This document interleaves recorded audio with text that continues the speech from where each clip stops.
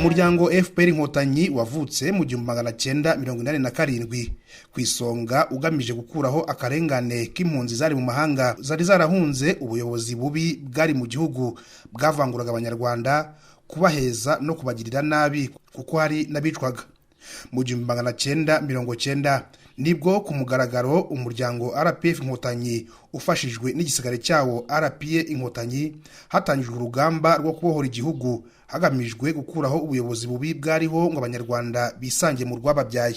Chairperson w'umuryango RPF Inkotanyi mu karere ka Muhanga Kayitare Jacqueline avuga ko intego yo kubohora igihugu no guhagarika jenoside yakorewe abatutsi yagezweho mu 1994 maze abanyarwanda bongera kwisanzura mu gihugu cyabo.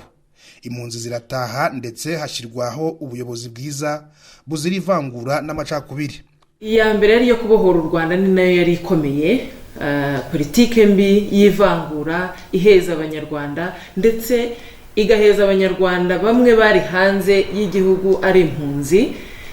Ubuhunzi bwari bushingiye cyane n'ubundi kuri iyo politike mbi, ariko noneho n'abari mu gihugu nabo batari bafite uburenganzira nk'abanyarwanda mu gihugu cyabo.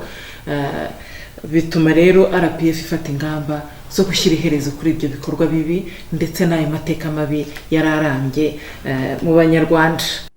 Muri iki gihe twizihiza isabukuru y'imyaka 35 umuryango RPF Inkotanyi umaze uvutse, hari byinshi byakozwe byose mu nyungu z'umuturage ku isonga.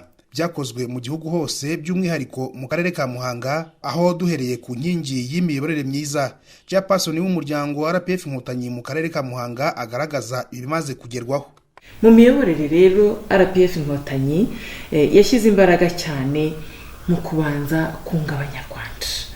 Imiyoborere izira amacakubiri ituma abaturage biyumvanamo bagakorera hamwe ngo biteze imbere. Ni politike nziza rero twishimira twese kuko usanga ari umuyobozi n'umuturage bose bahuriza ku ntego imwe.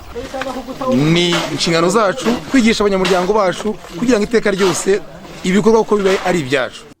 Mu bukugu kandi iki gice cy'icyaro nticyasigaye inyuma kuko hakozwe imihanda ifasha abaturage kugeza umusaruro w'ubuhinzi ku isoko.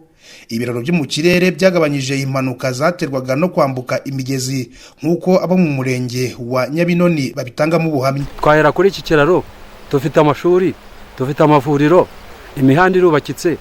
Ni ukuri perezida dukuye akomeye rwose, iki kiraro cyaziye igihe turamushimira, n'umubyeyi mwiza cyane. Abaturage bibumbiye mu makoperative atandukanye nabo barakataje mu iterambere, bahamya ko bakesha umuryango RPF Inkotanyi. Natangiriye ku ikawa 250 ngenda nzamuka ubu ngeze ku ikawa 870. Ikintu nashimira FPR Inkotanyi, mbere kera nyine umukobwa iyo yabyaraga ari iwawe, nako iyo yatwaraga inda baragendaga bakajya kumwohera, ariko ubu ngubu ababyeyi nyine baragufasha bikagenda neza rwose nta kibazo. Muri gahunda yo kwiteza imbere abaturage bo mu cyaro kandi bagenda bahabwa ubumenyi bubafasha korora neza no guhinga kijyambere.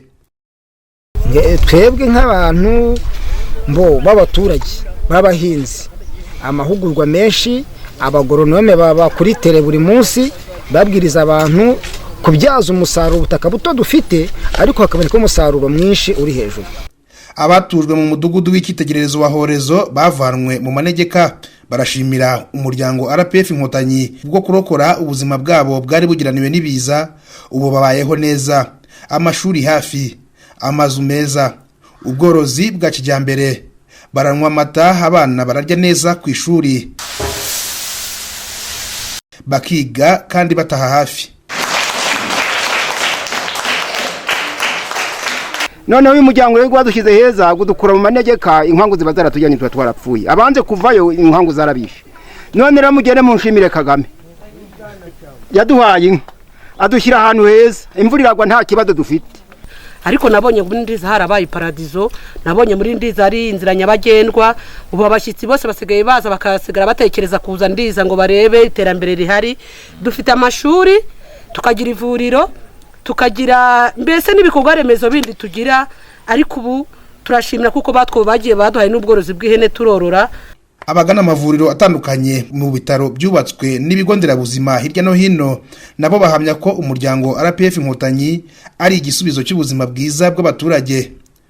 ni uko umubyeyi wacu Paul Kagame nyine ubu turishimye cyane kubera naho twicaye aha akaba yaraduhaye iri vuriro tukaba tutakijya kure n'abajyaga i Kabgayi urabona ko batakijyayo twese duhurira hano akaba ariho twivuriza tutavunitse. Nyakubahwa Paul Kagame yatugiriye neza, yegereje abaturage ubuyobozi, twegereza n'aya mavuriro, duha amazi meza. Kera twarabyaraga tukamesera muri kano twikora amajerekani epfiriye. Ntawavuga imibereho myiza y'abaturage ngo areke uburezi budaheza dukesha RPF Inkotanyi. Iri shuri ry'icyitegererezo rya Kiyumba hamwe n'ayandi ryigisha imyuga abahungu n'abakobwa bashimira politiki y'uburezi ya RPF Inkotanyi. Umuryango wa FPR Inkotanyi rwose waradufashije nk'ubu suna ari kuzamenya kubaka bavuga ko abahungu aribo babishobora ariko ubu natwe ndabona nta kibazo rwose turashoboye.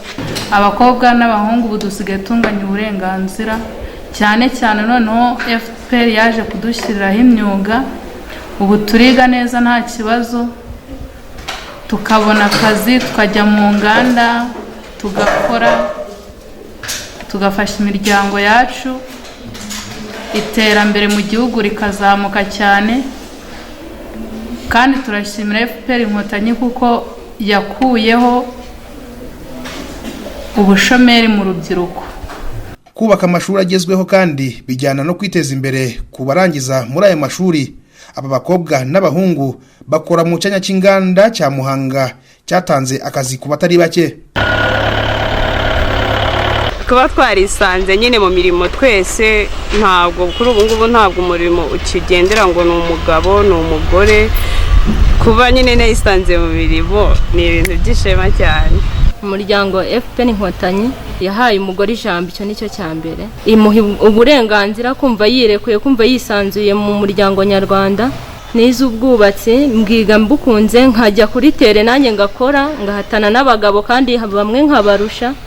FPR Inkotanyi nayishimira cyane ku kintu cy'umutekano no guteza uburezi imbere, ari nabwo dukesha ibi byose.